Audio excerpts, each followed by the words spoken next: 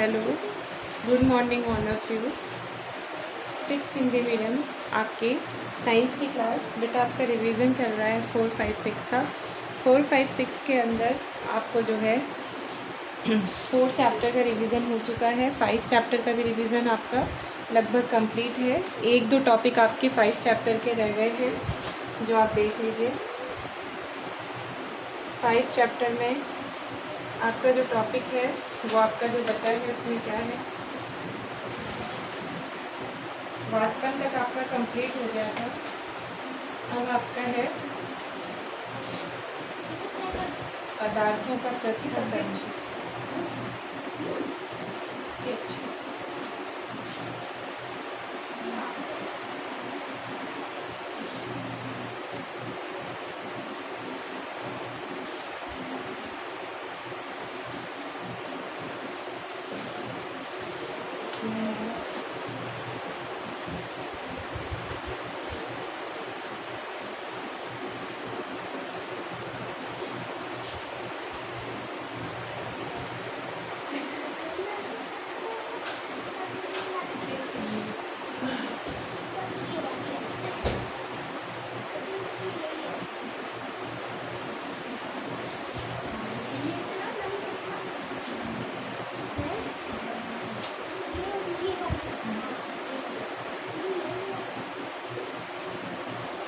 इसमें आपका एक पृथक्करण की एक से अधिक विधियों का उपयोग ये किस में करते हैं आप। इसी तरीके से इसके बाद आपका टॉपिक है कि जल की किसी प्रकार कोई जल है तो ये फर्स्ट टॉपिक की चर्चा ये है पृथक्करण।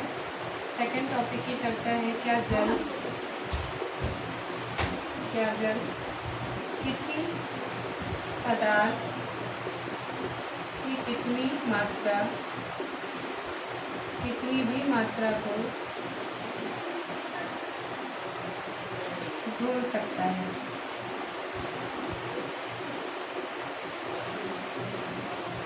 मात्रा को घोल सकता है।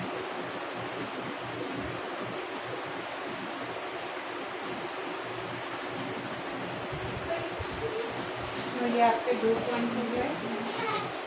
दोनों पॉइंट के अंदर आपको जो है समझना है। जैसे मैं आपको बताऊं कि पृथक्करण की एक से अधिक विधियां कहाँ पे आप प्रयोग में ले सकते हैं, कौन से उदाहरण में, तो आप इसको ऐसे ले सकते हैं, रेत और नमक का मिश्रण।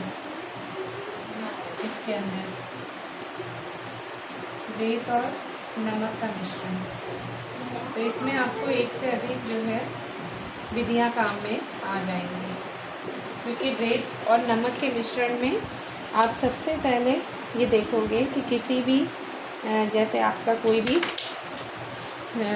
रेत और नमक का एक किसी भी पात्र में आपका मिश्रण है, तो सबसे पहले आप क्या करोगे, इसमें आप देखिए जब उसमें पानी मिलाएंगे, ध्यान से देखिएगा, यानी रेत और नमक का मिश्रण है और जब आप इसमें पानी मिलाते हैं तो पानी मिलाने पर इनका घोल तैयार होगा।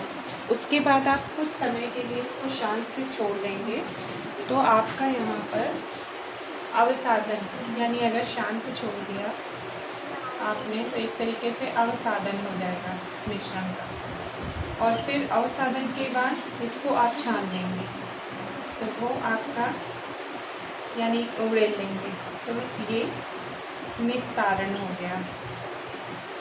और निस्तारण के बाद आप इसमें निस्यंदन भी कर सकते हैं। तो तीनों विधियों का प्रयोग है इसके अंदर। तो ये देख लीजिए, इसमें तीनों विधियां प्रयोग में ली जाती हैं। यानी अवसादन कर देंगे तो आप शांति से छोड़ देंगे तो आपकी जो रेत है वो तली में बैठ जाएगी। फिर निस्तारण से आप जो है द्रव को अलग कर सकते हैं, यानी कि जल में घुले हुए नमक को अलग कर लीजिए। फिर उसके बाद आप वाष्पीकरण विधि अपना सकते हैं। तो वाष्पीकरण विधि भी अपना सकते हैं निस्यंदन में। तो जैसे आपने रेत और नमक में पहले पानी मिला दिया, रेत और नमक में जब पानी मिला दिया तो उसका घोल तैयार हो गया। उस घोल में दोनों के रेत और नमक में जो घोल आपका तैयार हुआ वो उसको आप कुछ देर के लिए शांत छोड़ देंगे। तो आप देखते हैं नीचे रेत बैठ जाएगी, यानी रेत जो है वो नीचे बैठ जाएगी और ऊपर जो है पानी में नमक घुला हुआ रहेगा। फिर आप निस्तारण विधि को अपनाएंगे। निस्तारण विधि के द्वारा आप उड़ेलेंगे जो आपका वो अवसादन विधि के द्वारा जो आपका मिश्रण की स्थिति है उसको आप सावधानीपूर्वक जब उड़ेलेंगे तो आपका नमक मिला हुआ पानी अलग हो जाएगा और ये आपका रेत आपका नीचे हो जाएगा। तो रेत तो अपने आप अलग हो गया। अब बचा आपका नमक और पानी। तो नमक और पानी को आप निस्यंदन करने से पहले एक बार आप वाष्पीकरण पहले करेंगे। तो यहाँ पे ऐसे भी लिख सकते हैं वाष्पन। वाष्पन विधि का प्रयोग करते हैं। वाष्पन विधि का प्रयोग करते हैं। वाष्पन विधि के द्वारा नमक आपका जो है ऊपर, यानी इसमें पानी और नमक में जो आपका पानी है वो ऊपर वाष्पित होके निकल जाएगा और नमक जो है उसकी तली में बैठ जाएगा। तो इस तरीके से आप जो है वाष्पन और फिर आराम से उसको यानी प्राप्त कर सकते हैं। निस्यंदन विधि से भी कर सकते हैं फ़िल्टर पेपर की, लेकिन निस्यंदन की यहाँ पे आपको ज़्यादा ज़रूरत नहीं पड़ेगी। आप ये वाष्पन विधि भी करवा के इसमें कंप्लीट करा सकते हैं प्रोसेस। तो एक से अधिक विधियाँ आपकी पृथक्करण की इसमें आवश्यक हो गई, जैसे अवसादन, निस्तारण और वाष्पन, यानी 3 विधियाँ इसमें काम में आ गई। तो तीनों विधियों को आप यहाँ पर यूज़ में ले सकते हैं। तो पदार्थ आपका पृथक्करण हो जाएगा। इसी में ही बात करते हैं नेक्स्ट टॉपिक की। तो क्या किसी इसमें आपका पृथक्करण की, जैसे आपने बोला रेत, नमक और पानी, ये 3 मिश्रण ऐसे हैं जिनको आप लेके इन मतलब तीनों का मिला के अगर मिश्रण तैयार करें तो फिर आप एक से अधिक विधियों को प्रयोग में ले लेंगे पृथक्करण की। इसमें आपकी एक से अधिक विधियाँ काम में आ जाएंगी, जैसे अवसादन है, निस्तारण है, फिर वाष्पन है। तो एक से अधिक विधियाँ प्रयोग में लेके आप जो है इसको इसमें रेत और नमक और जल के मिश्रण को अलग अलग कर सकते हैं। सेकंड क्वेश्चन है, क्या जल किसी पदार्थ की कितनी, यानी कि जल किसी पदार्थ की कितनी भी मात्रा को घोल सकता है? तो ये जो जल होता है, ये पदार्थ, ये दोनों एक दूसरे पर यानी डिपेंडेंट होते हैं। अब मान लीजिए जैसे आपने जो है 1 गिलास पानी लिया और जो है आपने कुछ यानी 1-2 चम्मच नमक डाला। तो अब जो है ये चीज़ है कि अगर आप एक नमक डाल लेंगे तब तो आपका जो है इसमें जो है नमक डाल के घोल बन गया। लेकिन अगर आप उस नमक की मात्रा को बढ़ा देंगे तो नमक की मात्रा बढ़ने के बाद आपका यानी जैसे आप ऐसे समझ सकते हैं, नमक और पानी, तो नमक और पानी लिया ना, नमक और पानी इस मिश्रण में, तो अगर आपने नमक में पानी डाला तो उतनी मात्रा नमक की जो पानी में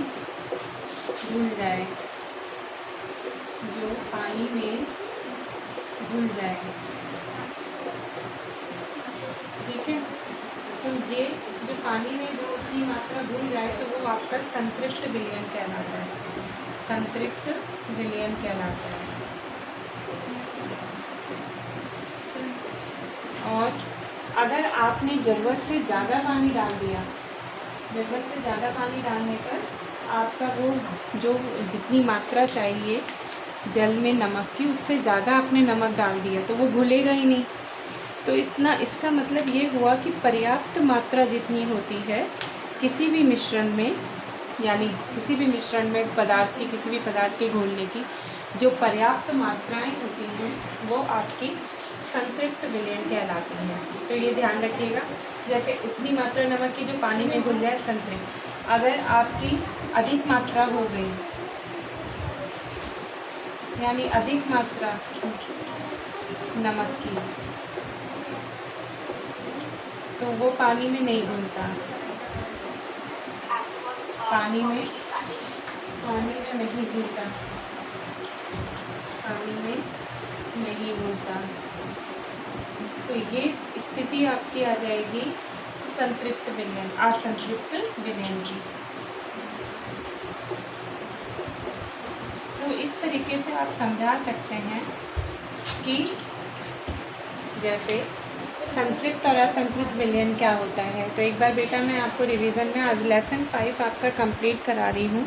हो गया आपका लेसन 5 कंप्लीट। अब आप नेक्स्ट वीडियो के अंदर आप लेसन 6 का रिवाइज मैं करवाऊँगी, तो लेसन 6 का रिवीजन आप कर लेना इसमें। तो ये आपका कंप्लीट हो गया 1 और 2। तो इसमें एक बार आप देख लीजिए, रेत और नमक का मिश्रण, ये मैंने आपको समझाया। पृथक्करण की एक से अधिक जब विधियां प्रयोग में आएंगी तो आप कौन सी विधि अपनाओगे, यानी इसमें कई सारी विधियां आ जाती हैं। जैसे आपको एक ही पदार्थ का पृथक्करण करना है, उसमें आपके 2-3 तरह के पदार्थ मिले हुए हैं और आपको कह रहा है उस मिश्रण से अव्यय को अलग करो, तो आप एक से अधिक पृथक्करण की विधियाँ लेंगे। तो एक से अधिक जो पृथक्करण की विधियों का प्रयोग करेंगे, जैसे रेत और नमक का मिश्रण, तो इसमें पानी मिला देंगे। पानी मिलाने पर आपका शांत छोड़ के अवसादन, नीचे रेत बैठ जाएगा, ऊपर पानी रह जाएगा। अब बचा पानी और नमक, तो आप निस्तारण विधि द्वारा उसको दूसरे बर्तन में उड़ेल लेंगे। जब दूसरे बर्तन में उड़ेल लेंगे तो वो ऊपर तो आपका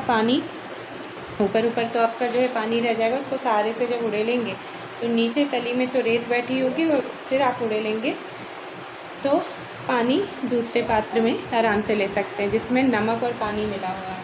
अब आप वाष्पन की प्रक्रिया करेंगे।